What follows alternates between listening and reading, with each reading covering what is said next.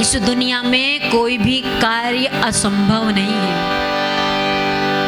जब जीवन में अपार संकट आए, अपार संकट, घनघोर संकट घेर ले, इस दुनिया का कोई भी व्यक्ति जब साथ ना दे, सब छोड़ दे, सब जवाब दे दे, सारे संबंध झूठे, सारे नाते झूठे हो जाए, तब हमारे इस ग्रंथ भगवान मानस जी का आश्रय ले लीजिएगा। और इसमें एक चौपाई है। चौपाई कौन सी है? दीन दयाल विरुद्ध संहारी और हरहु नाथ मम संकट भार। अनुष्ठान के रूप में इसे धारण कर लीजिए जीवन में और जपना शुरू करिए। जब सब छोड़ देता, प्रभु अब तो आप ही बचे हो, आपके ही शरण में बैठा हो, जो मन करे सो करो। लो अब सौंप दिया इस जीवन का सब भार तुम्हारे हाथों में, हे रघुनंदन है जीत तुम्हारे हाथों में और हार तुम्हारे हाथों में। तब देखो कमाल हमारे राम जी का, गजब चकाचक करेंगे महाराज। और अगर कोई कार्य कर रहे हो और कार्य बन नहीं रहा, बहुत कठिन लग रहा हो, करने के पहले ही मन में संशय, कर पाएंगे कि नहीं कर पाएंगे, आपको कठिन लगे तो मानस भगवान के पास आइए। और मानस भगवान में एक चौपाई है। कौन सा?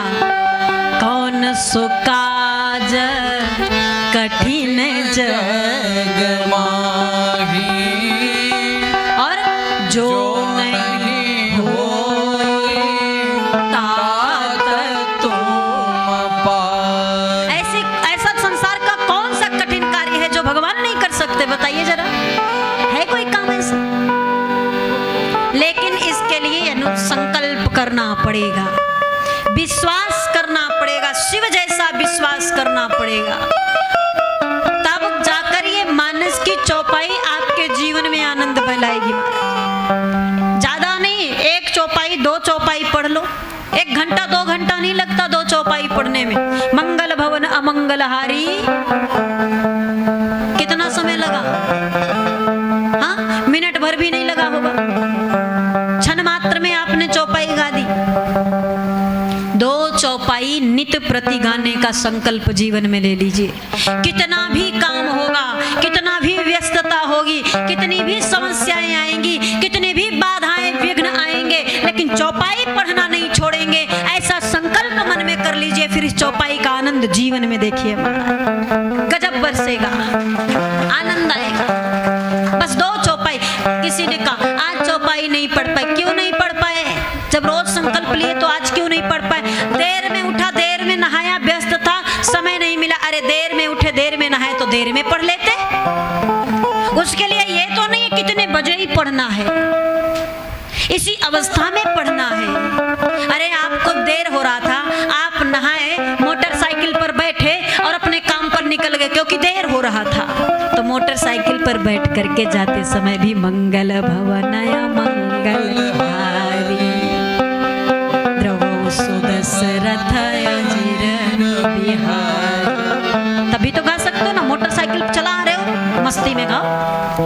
क्या जा रहा है? वहां देर होगी तो यहाँ कोई बात नहीं। माताओं को देर होने लगी कि कहीं विलंब से उठी, विलंब से स्नान की, भोजन बनाने को देर हो रहा, घर के नौकरी करने वाले ड्यूटी पर चले जाएंगे, बच्चे विद्यालय जाना है, पूजा नहीं कर पाएंगे, सीधे रसोई में चली गई।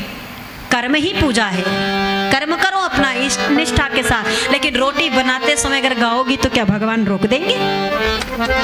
या मानस की पवित्र चौपाइयां अपवित्र हो जाएंगी? या आपके अंतःकरण को शुद्ध बनाएंगी? किसी भी अवस्था में गा लो, कैसे भी गा लो, ये राम राम बस बोलना है। मन में ये संकल्प अपने धारण करना है कि हर हाल में मुझे 2 चौपाई गानी है, चाहे 24 घंटे का कोई समय मिले, कोई भी समय।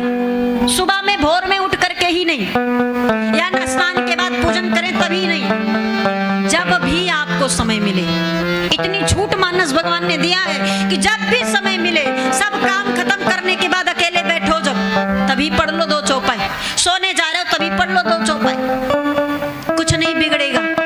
और एक ही चौपाई को बार बार मत पढ़ो, अलग अलग चौपाई पढ़ोगे तो अलग अलग चौपाइयों की महिमा पता चलेगी कि किस चौपाई को पढ़ पढ़ने से क्या लाभ जीवन में होगा। तो जब भी आपके जीवन में कोई समस्या आएगी तो ये चौपाई उस समस्या को दूर कर देगी महाराज। उस जब पढ़ेंगे, अध्ययन करेंगे, पठन पाठन करेंगे, तभी बोध हो पाएगा कि किस चौपाई का हम पाठ करें। कोई बार बार आके नहीं बताएगा कि ये समस्या जीवन में तो ये चौपाई पढ़ लीजिए, वो समस्या जीवन में वो चौपाई पढ़ लीजिए। नहीं नहीं नहीं। और सबसे अच्छी बात है कि चौपाई पढ़ो, पूजा करो तो कुछ मांगो मत। 2 चौपाई पढ़ते हो और 20 कामनाएं मनौती मांगते हो। विचार करो, जपते 2 चौपाई हो, कहते 2 बार राम राम हो और मांगते कितना 20-25 चीजें हैं मन में। ये दे दो प्रभु, वो दे दो प्रभु, ये नहीं किया, वो नहीं किया, ऐसा नहीं किया, वैसा नहीं किया। अरे वो भगवान है, आपके घर के नौकर नहीं है कि आप आदेश दोगे और वो उस आदेश को मानेंगे। हाँ, वो बात अलग है कि भगत के बस में है, ये तो उनका अपना स्वभाव है, लेकिन हम भक्तों का क्या दायित्व है। हम निवेदन कर सकते हैं, प्रार्थना कर सकते हैं, स्तुति कर सकते हैं, हाथ जोड़कर विनती कर सकते हैं, आदेश नहीं दे सकते, भगवान को आदेशित नहीं कर सकते। अरे हमने तो ऐसा भी देखा है महाराज, लोग मंदिर में जाते हैं, प्रभु मेरा ये काम हो गया ना तो 1.25 किलो लड्डू पक्का ला के चढ़ाएंगे। अब बताओ, सौदेबाजी कर रहे हैं भगवान के सामने। जो इस जगत को बना दिया, हमें आपको बना दिया, सब कुछ हमें आपको दे दिया, वो 1.25 किलो लड्डू के लालच में काम करेगा? वो 1.25 किलो लड्डू के लिए तरस रहा है? ये तो ये ना कि एक हाथ से दो, एक हाथ से। भगवान के साथ भी सौदेबाजी? अरे नहीं नहीं, वहां पवित्र भाव से जाइए, शुद्ध अंतःकरण को लेकर के जाइए। भगवान कुछ नहीं चाहिए, सब दिया है आपने, देना है ना, मांगना है ना। तो भगवान के पास जब भी जाएं तो बस एक चीज मांगे, जानते हैं क्या? भगवान से कभी कुछ भी मत मांगे, और मांगना है तो भगवान को मांग लीजिए, भगवान मिल जाएगा तो जीवन में कभी किसी वस्तु की कमी नहीं आएगी। ये मालिक है, और जब मालिक मिल जावे तो घर की सारी वस्तु अपनी हो गई, तब तो चकाचक भोग करो। मांगना है ना तो सिर्फ परमात्मा को मांगो, भगवान को मांगो।